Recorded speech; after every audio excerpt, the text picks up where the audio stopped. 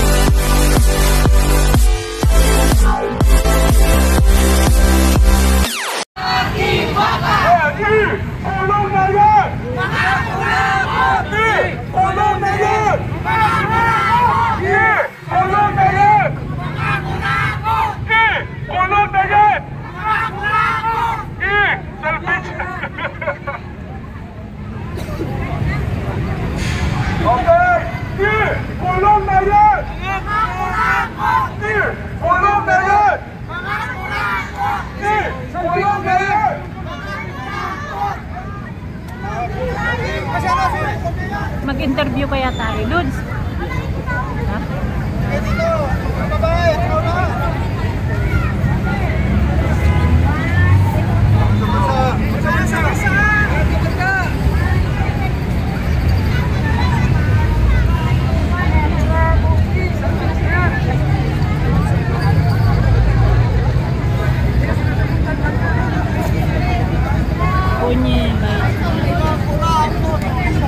Hindi ko alam yan.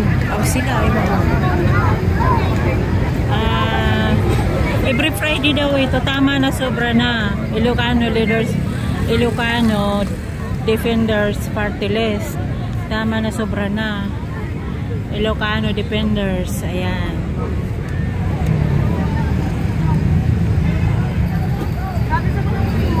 Hindi ko rin alam yung sinisigaw nila. Mga kurakot ikulo. Ipasok sa kulungan ang naglublob sa kahirapan September 21, 25. Noong September 21, 25 na rally. So malamang Marcos resign. Ganon.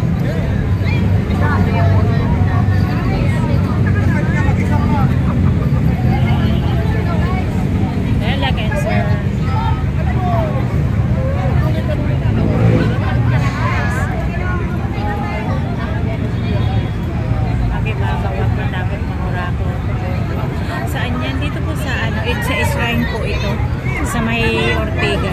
Shrine. Dito po sa harap ng Robinson po yan, Ma'am Cynthia. Ayan, like and share po. Like po, like po, more 100 likes. Dito po.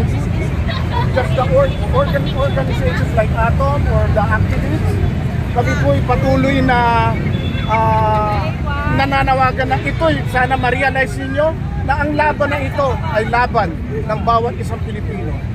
At hindi na ko kailangan na maging aktivista ka pa.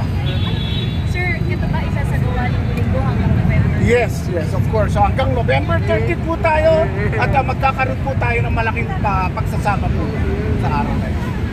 Naririnig lang daw nila yung ikulong yung mga corrupt. Yes. Corrupt. So sino po, sa palagay niyo po, sino po yung sinong mga corrupt na pwedeng ipakulong na, managot, dapat managot? Ano po yan?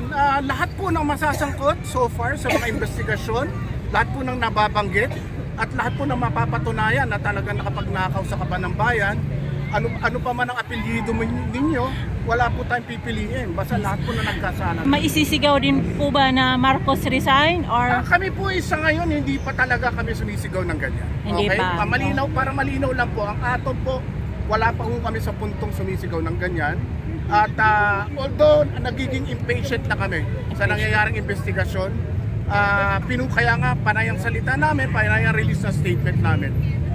Pero hindi po kami, siguro ang masasabi lang namin, kung maipapakita po ng gobyerno na magiging tapat sila at magiging seryoso talaga sila sa pag-prosecute ng mga corrupt, then yeah, maybe baka we're still giving them the benefit of the doubt, although ganun na lang, konti-konti na lang yung pasensya, at sana naiintindihan din nila at nababasa nila yung taong bayan. Ito na nga. Yes. Medyo pikon na rin at naiinip na rin. Tama na ang drama, resulta na.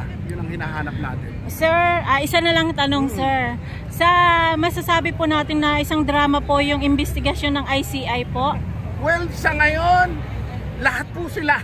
Ang tingin namin ay puro grandstanding. Kasi ang sa amin lang, ipakita po nila na talagang merong, anong petso na?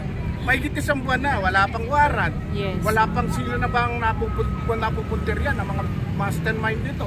At saka hindi lang tayo dapat nagtumututok pa sa contractor, although nagkasala yan. Pero meron pang malalaking tao behind them. Yes. Yun ang kailangan. May tanong po ako.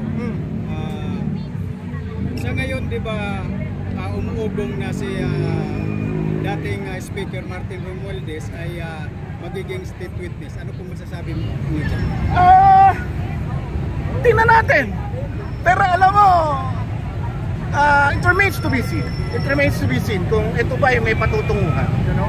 Kung meron, then yeah, maganda, makikinabang ng taong bayan.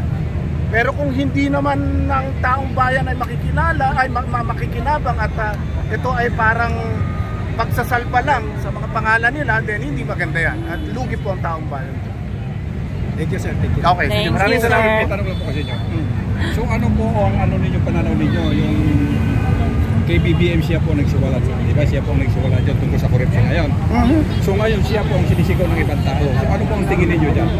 Sinisigaw na ano po? Ng mga Marcos resign, siya din po ang pinagbibitang po ng mga tao na involved, talagang involved siya sa korupsyon. Ano po masasabi? Well, kung mapapatunayan na talagang involved siya, then di ba? Maaaring talagang kailangan kasuhan din siya, or maybe, pero sa ngayon kasi wala pang patunay eh.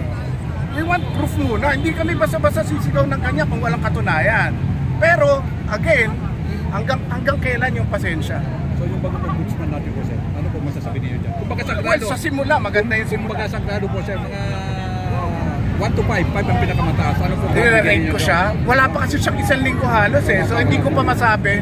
Ang masasabi ko lang, maganda yung simula at mukhang pinabawi na niya yung pagtatago sa mga salin, batas, at mukhang isisiwalat na nga yung mga, sana nga totoo, sana nga hindi lang pinipili yung mga taong magsisiwalat kasi laging may ganun tayong catch di ba? Baka isisiwalat lang yung mga pili lang na tao. Pero lahat daw eh. dapat. Oh, Vice President. Dapat po. Senator daw eh. Opo, remains to be seen. Tingnan po natin. Maganda po yung yung promise na yun, pero tingnan natin kung talaga matutupad.